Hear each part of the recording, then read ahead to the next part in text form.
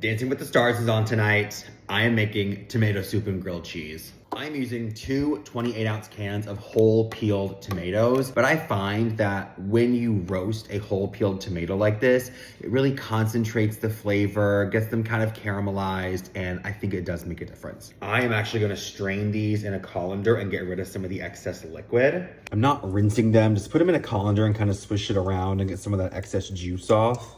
Big sheet tray. On goes our strained tomatoes. Kind of spread them around a little bit. Then I've got 2 red bell peppers, 2 shallots, and 5 cloves of garlic, all on the same sheet tray. Plenty of olive oil, lots of salt and pepper, a little crushed red pepper flake, and some smoked paprika.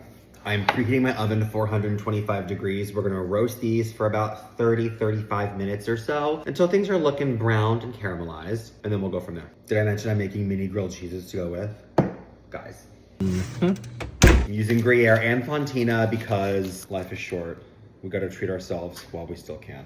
This is why I love grating cheese on parchment paper right into a container. Our veggies are all done roasting. While your pan is still really hot from the oven, I'm gonna add a big splash of white wine and just scrape up any kind of stuck on bits. So all that flavor goes into our soup. Then we're gonna let this cool down a bit. I'm gonna do my best to tip all of this into our blender. 2 cups of vegetable broth. You can also use chicken stock. Got this giant thing of basil that's kind of on its last leg. So I'm gonna pick out my best leaves and throw a couple of those in there. And then we will taste this for salt after we blend. More salt and pepper. You can pop this in a container, keep it in the fridge, make soup 2-3 days from now. You can freeze this if you wanted to make soup a couple months from now. You could add cream if you so choose, or a fat dollop of creme fraiche right at the end would be really fabulous. Dealer's choice. Keep a little stock on hand if this happens to over-reduce on the stove, but it should be just fine. I happen to have this little baggie of Parmesan rinds from my freezer. I'm gonna pop one in, keep a lid on it kind of askew like that so it doesn't reduce too much, and just keep this over a low simmer. Then we're gonna make the mini grilled cheeses.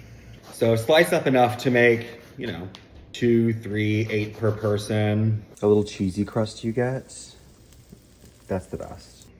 I want a little drizzle of olive oil on mine. A little extra black peppy. Got a pile of mini grilled cheeses here. I'm gonna lay mine right on the side, like 2 little grilled cheese croutons.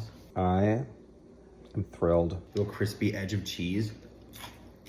I'm gonna go put on my pajamas as soon as possible and lock the F in for Dancing with the Stars. Bye.